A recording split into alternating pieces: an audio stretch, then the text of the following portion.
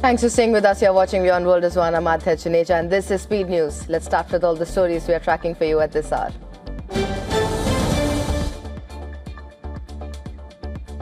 The US Central Command says it has completed strikes on Iranian military targets for the 11th consecutive night as fighting in West Asia intensifies. CENTCOM said the operations were aimed at reducing Iran's ability to threaten commercial shipping in the Strait of Hormuz. The US military said that strikes targeted Iranian military command centers, maritime capabilities, aircraft hangars, drone storage facilities and logistics infrastructure. CENTCOM also accused Iran of attacking more than 30 commercial vessels in the Strait of Hormuz over the past 3 months, saying the attacks threatened maritime security and freedom of navigation.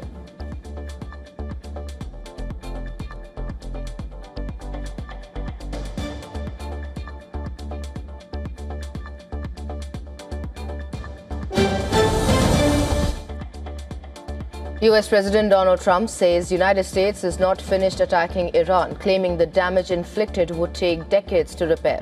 Trump warned that further strikes could target fortified underground nuclear facilities, including the Pickaxe Mountain site.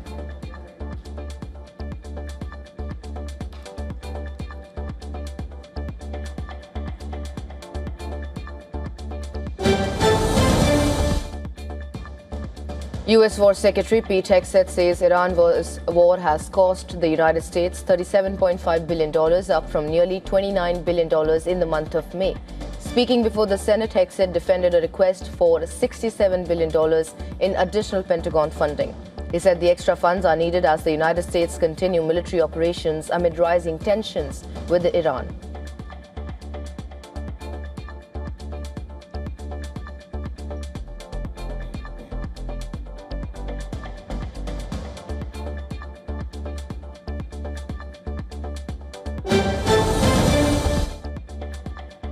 The US military confirmed the death of a sergeant after an attack on a US base in Jordan by Iran. The sergeant's death has raised the number of American service members killed since the start of the Iran war to 18.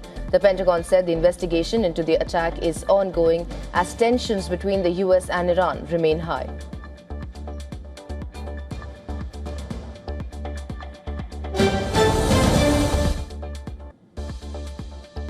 US President Donald Trump has pledged strong support for Lebanon during talks with President Joseph Aoun at the White House. Aoun called for a full Israeli withdrawal from Lebanese territory, saying the move is essential to strengthen stability, restore state sovereignty, and allow Lebanon's forces to take full control. The Lebanese president also presented a plan aimed at strengthening state authority and addressing the issue of Hezbollah's weapons. Trump said Lebanon had been treated unfairly and pledged to support efforts to bring stability and security to the country. The talks focused on implementing a US-brokered framework between Lebanon and Israel and advancing regional stability.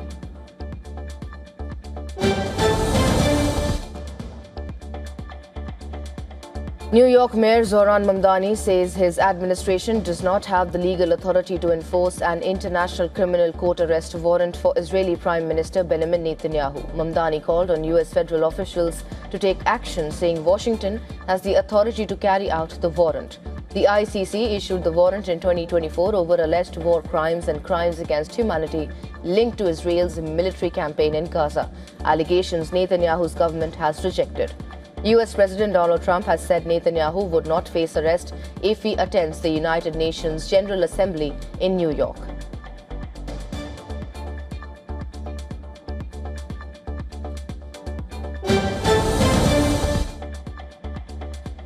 A US Army veteran was taken into custody Monday after allegedly setting a fire and igniting fireworks outside a federal building in Lower Manhattan that houses an immigration and customs enforcement office. Authorities identified the suspect as Andrew Arabaka of Harlem. Officials said he poured gasoline on the steps of 26 Federal Plaza before lighting the fire. A Federal Protective Service officer and 2 others suffered minor injuries. The FBI said the incident was under investigation with no charges announced yet. Authorities say Arabaka had bought anti-ice materials and had previously served in the army.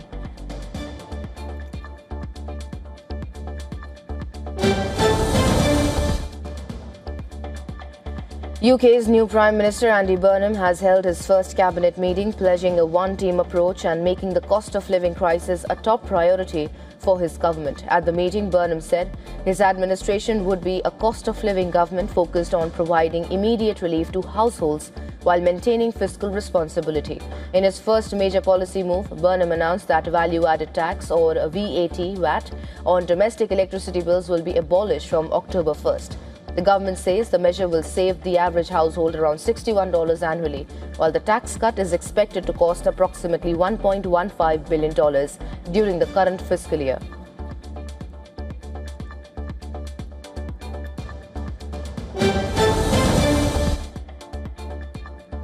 The United States has begun sending the first part of a $100 million aid package to Cuba as the island faces a deepening economic crisis. The State Department said a plane carrying food and hygiene kits of up to 700 Cuban families is scheduled to depart from Miami. The aid will be delivered through the Catholic Church, with Washington saying the arrangement is aimed at ensuring supplies reach communities directly. The move comes as Cuba faces severe fuel shortages, power outages, and increased pressure from U.S. sanctions targeting the communist government.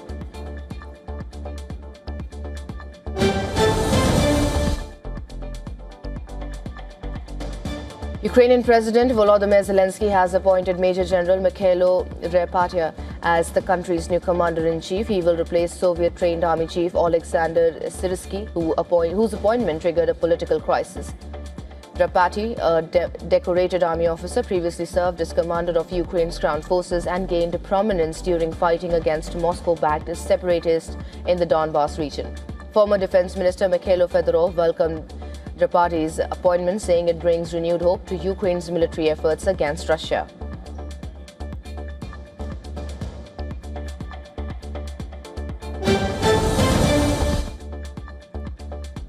Archaeologists in El Salvador have uncovered a nearly 3,000-year-old human skeleton on the western outskirts of the capital, San Salvador. The remains were discovered at an archaeological site in Antiguo Cuscatlan and are estimated to date back to around 850 BC. According to the Ministry of Culture, officials said the discovery forms part of an ancient burial site, offering new insight into the religion's early history and civilizations.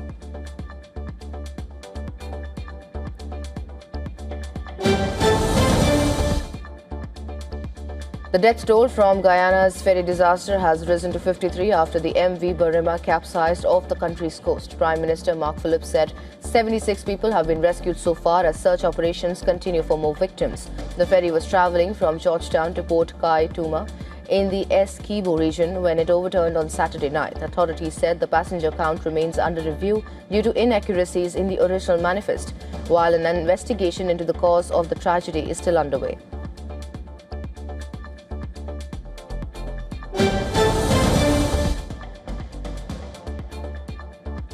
Nicaragua's opposition activists in exile have criticized President Daniel Ortega's decision not to hold elections, accusing him of seeking to remain in power indefinitely. The criticism comes after years of growing government control over state institutions, courts, the legislature, electoral bodies, and civil society. Rights groups say hundreds of opposition figures, journalists, and activists have been jailed, forced into exile, or stripped of their nationality since nationwide protests in 2018.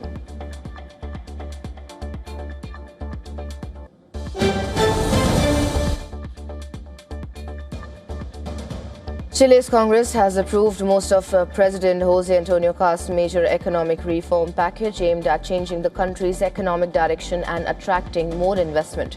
The measures include tax cuts for businesses, including a gradual reduction in the corporate tax rate for large companies from 27% to 23%. The government says the reforms will improve competitiveness and encourage growth, while opposition lawmakers argue the changes could favor wealthy sectors and reduce funding for social programs.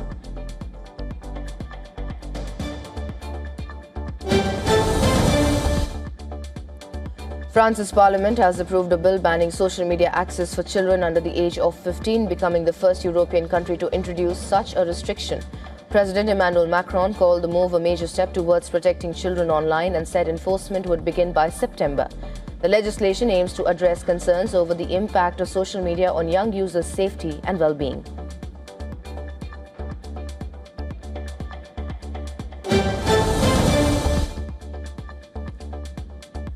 A colourful fireworks display lit up Brussels on Tuesday, closing Belgium's National Day celebration. Thousands gathered at one of the parks in Brussels for the annual light show, which capped a day of ceremonies, cultural events and public festivities celebrating nearly 2 centuries of Belgian independence.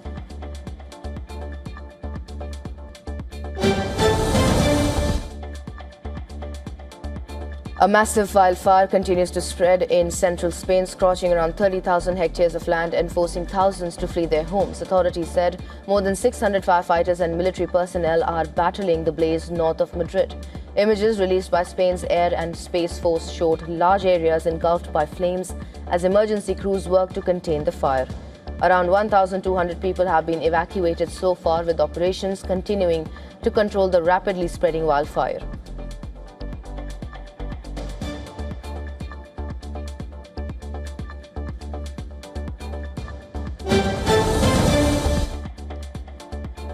A fast-moving wildfire has erupted in southern France, forcing hundreds of residents to evacuate as firefighters race to contain the blaze.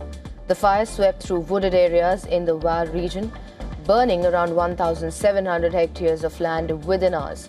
Authorities said nearly 400 people were moved to safety from several villages, including Cortignac, Montfort and Correns. Around 900 to 950 firefighters have been deployed, supported by water-bombing aircraft as crews work to slow the advancing flames.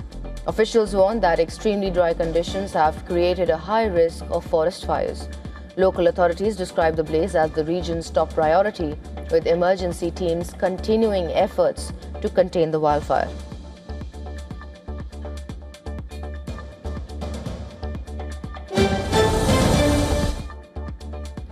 Heavy snowfall in Argentina's Mendoza province has forced the evacuation of nearly 50 people as severe winter conditions hit the high mountains. A video released by the Federal Emergency Agency showed residents being moved to safety in snow vehicles while stranded transport workers received food supplies. Authorities are working to clear snow-covered roads, with some areas reporting snow accumulation of up to 3 meters. Officials warn that conditions remain difficult in the mountain region, with further snowfall expected in the coming days.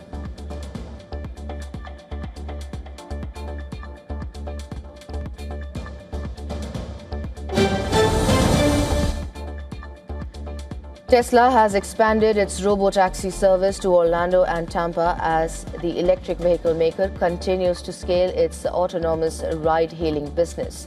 The expansion comes ahead of Tesla's second quarter earnings, with investors closely watching the progress of its robotaxi program. Tesla's robotaxi service is now available in Austin, Dallas, Houston, Miami, Orlando and Tampa, while supervised testing continues in California.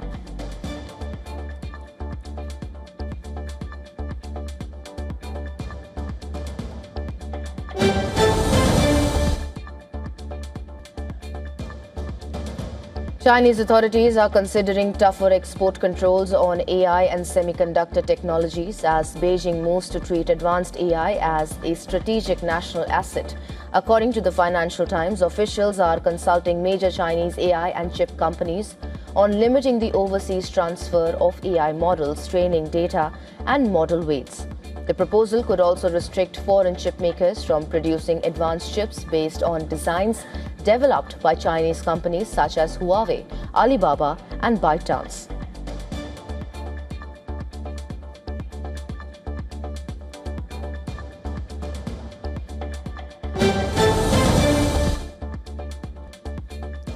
Streaming platform Deezer says AI-generated music now accounts for more than 50% of all tracks uploaded on its platform, with daily AI uploads reaching around 90,000 tracks in June. The company said it will remove AI-generated tracks that have not been streamed in the past 6 months or are linked to fraudulent streaming activity. Deezer said the move is aimed at protecting artists and songwriters while reducing payment dilution caused by AI-generated music.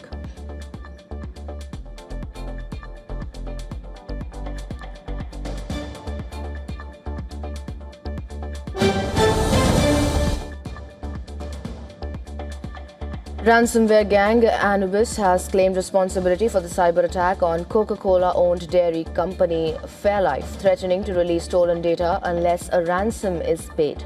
The hacker group said it stole 1 terabyte of data from Fairlife, while Coca-Cola has not yet commented on the claim. Last week, Coca-Cola said Fairlife had temporarily suspended production at its US facilities following a cyber attack.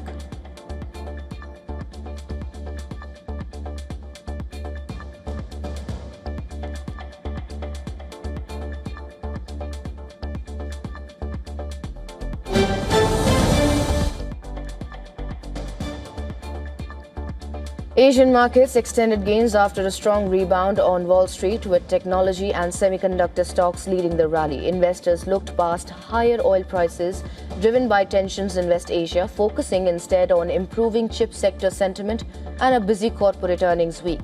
Markets are now awaiting results from Alphabet and Tesla, while traders also continue to monitor the US Federal Reserve's interest rate outlook.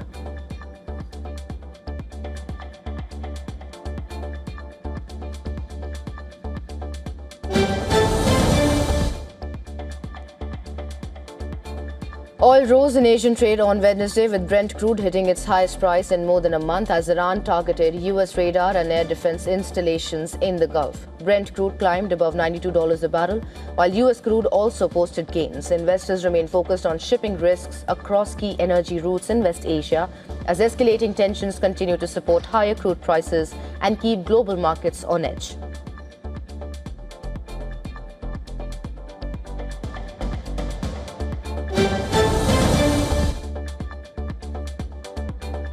Gold climbed to a nearly 2-week high as investors balanced geopolitical tensions in West Asia with expectations ahead of next week's US Federal Reserve meeting. Spot gold rose close to $4,114 an ounce, supported by higher oil prices and safe haven demand. Markets are also watching the Fed's interest rate outlook, with economists expecting the central bank to keep rates unchanged.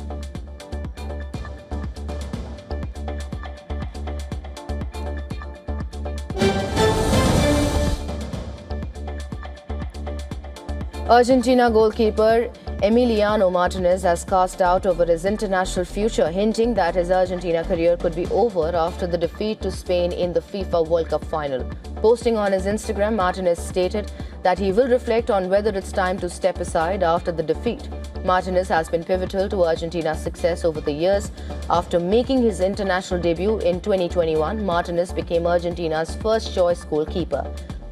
The Aston Villa shot stopper helped Argentina to 2 Copa America titles and the 2022 World Cup title, where he saved multiple penalties in the final against France. In the 2026 edition, Martinez was outstanding in the final, making 11 saves.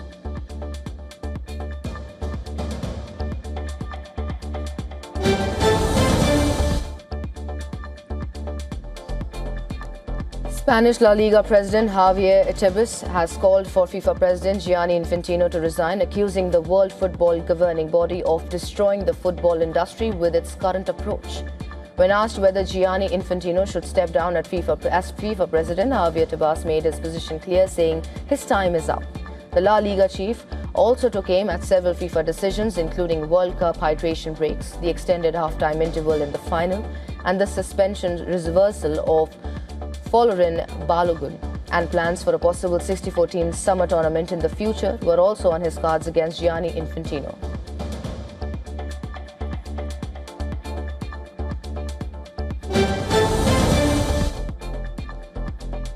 Tom Holland and Zendaya touched down in Mexico City for a fan event to promote the upcoming Marvel sequel Spider-Man Brand New Day.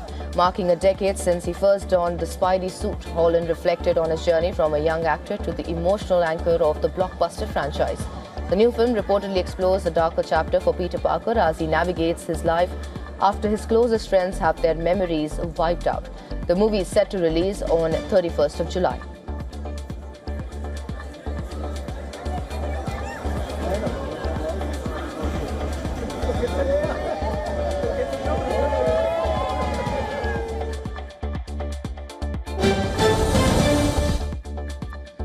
Christopher Nolan has done it again. The acclaimed director's latest epic, The Odyssey, shattered expectations with a staggering 12.6 million euros opening weekend across the UK and Ireland. It is the second largest opening weekend of the year, tracking just behind Disney's Toy Story 5 but ahead of the Super Mario Galaxy movie. The release proved especially dominant in premium formats, taking the crown for the biggest ever IMAX opening in the territory.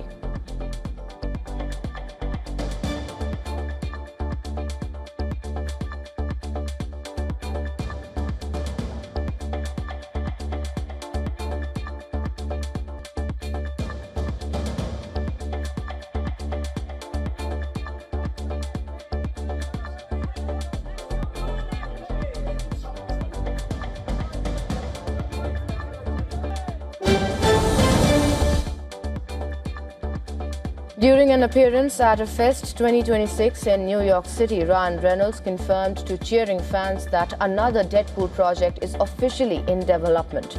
Following the $1.3 billion global success of 2024's Deadpool and Wolverine, Reynolds had previously hinted he might take a break from the demanding role.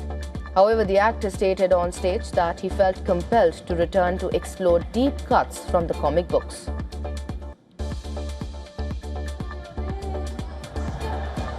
Thank you. 네, 감사합니다. 옐로하고 오른쪽을 보실 때는 우리 기자님들께서 양쪽에 굉장히 1번 이유. 여러분.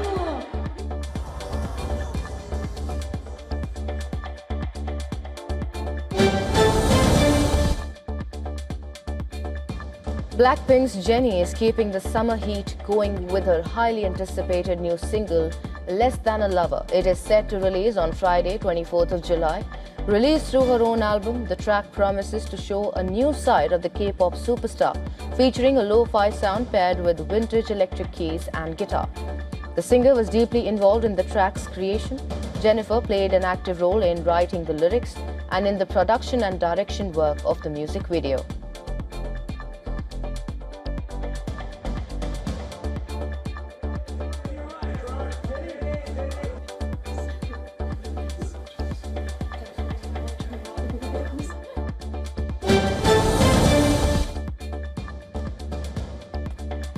Celebrated singer Arijit Singh is officially returning to playback singing for Imran Hashmi's upcoming film Avarapan 2. The news comes just months after Singh announced his retirement from playback singing. The track marks Singh's return to the genre that elevated his career.